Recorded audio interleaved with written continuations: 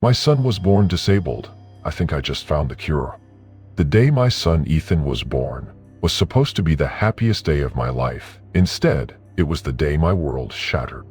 The doctors told us something was wrong within minutes of his birth. He wasn't crying, wasn't moving like the other newborns. In the nursery, his tiny body was stiff, his limbs rigid, and his eyes, wide and unblinking, seemed to stare right through us. The diagnosis came swiftly: cerebral palsy, a neurological disorder caused by brain damage before or during birth.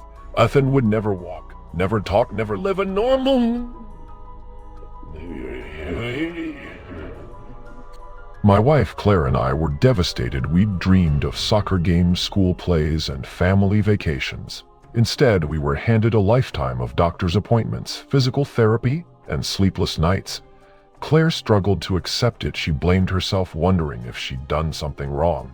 During the pregnancy, I tried to stay strong for her, for Ethan, but inside I was crumbling. Ethan's condition was severe. He was confined to a wheelchair, his muscles so tight he could barely move. He couldn't speak, couldn't feed himself, couldn't even hold his head up without support. But his eyes, those beautiful piercing blue eyes, told me he was in there. He was aware, trapped in a body that wouldn't obey him. I became obsessed with finding a cure. I spent every spare moment researching, reading medical journals, and reaching out to specialists around the world. I quit my job as a software engineer and poured all my savings into experimental treatments. Stem cell therapy, hyperbaric oxygen chambers, even unproven gene editing techniques. Nothing worked. Every failure felt like a punch to the gut, but I refused to give up. Ethan deserved a chance.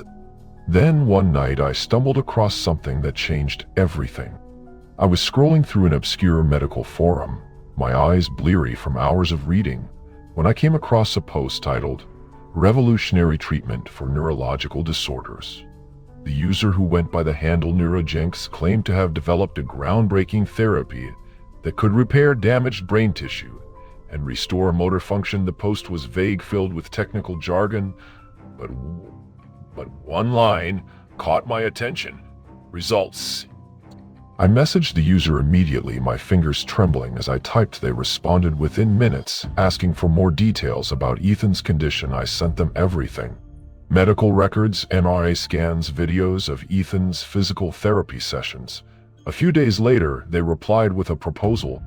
"I can help your son," the message read, "but this treatment is experimental. It's not FDA approved, and there are risks. If you're willing to take the chance, meet me at this address." Attached was a location pin for a remote facility in the mountains, hours away from our home. I showed the message to Claire, hoping she'd share my excitement, but she was skeptical. "This sounds dangerous, Mark," she said, her voice tight with worry. "What if it's a scam? What if they hurt Ethan?" "What if it works?" I countered. "What if this is the breakthrough we've been waiting for?" She didn't answer, but I could see the fear in her eyes. She didn't want to lose Ethan, not after everything we'd been through. But I couldn't let fear stop us, not when there was a chance, however small, that this could change Ethan's life. The next morning I packed up the car and drove to the facility with Ethan. Claire stayed behind, too scared to come. The drive was long and winding, the road narrowing as we climbed higher into the mountains. The facility itself was unassuming. A small nondescript building nestled in the trees. A man in a lab coat met us at the door. "You must be Mark," he said, extending a hand. "I'm Dr. Voss. Come in."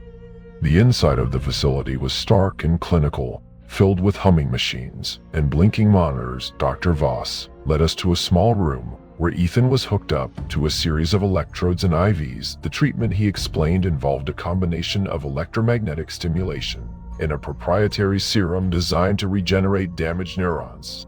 "The process will take 3 days," Dr. Voss said. "You're welcome to stay, but I must warn you, it won't be easy to watch." I nodded, my throat too tight to speak. I sat by Ethan's side as the treatment began, holding his hand as the machines whirred to life. The first day was uneventful, but by the second day Ethan began to twitch and convulse, his small body writhing on the table. I wanted to scream at Dr. Voss to stop, to unplug the machines, and take my son home, but I forced myself to stay. This was for Ethan. This was his chance. On the third day, something incredible happened.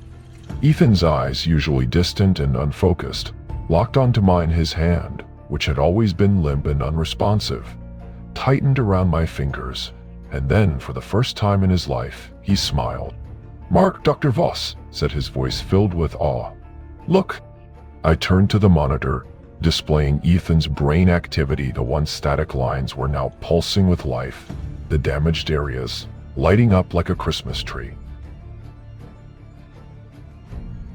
"It's working," Dr. Voss whispered. "It's actually working."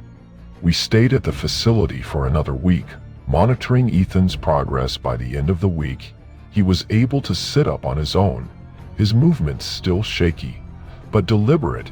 He could grasp objects, could make eye contact, could laugh. A sound so pure and joyful, it made my heart ache. When we finally returned home, Claire was waiting for us on the porch. Her eyes widened as she saw Ethan sitting upright in his car seat, his tiny hands gripping the straps. "Mark," she whispered, tears streaming down her face. "What did you do?" I told her everything, my voice breaking, as I described the treatment, the risks, the miracle we'd witnessed. She fell to her knees, pulling Ethan into her arms and sobbing into his hair. For the first time in years, I saw hope in her eyes.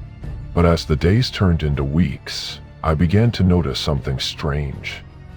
Ethan's progress was incredible, but it was also unnatural. He was learning at an alarming rate, mastering skills that should have taken months or even years.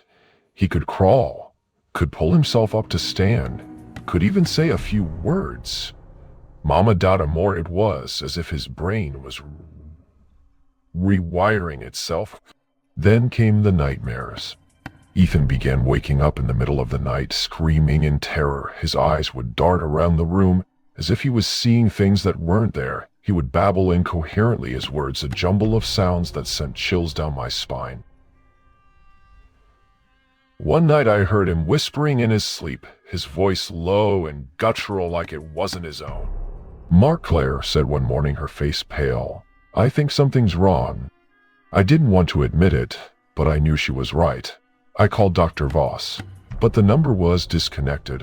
I drove back to the facility, but it was empty, the building abandoned and stripped bare. It was as if Dr. Voss had never existed. The final straw came one evening when I was playing with Ethan on the living room floor. He was stacking blocks, his movements precise and deliberate, when he suddenly froze. His head snapped toward me, his eyes wide and unblinking. "Daddy," he said, his voice clear and steady. "I see them." "See who, buddy?" I asked, my heart pounding in. "The others," he whispered. "In the dark, they're waiting for me." I scooped him up, holding him close as he trembled in my arms that night. I stayed up watching him sleep, my mind racing with questions. What had we done? What had we unleashed? I don't know if the treatment was a miracle or a curse. Ethan's body is healing, but his mind is something else. He's not the same boy he was before. There's something inside him now. Something dark and ancient, something that shouldn't be there. I don't know what's going to happen to him, but I know one thing for sure. I'll do whatever it takes to protect him, even if it means facing the darkness myself.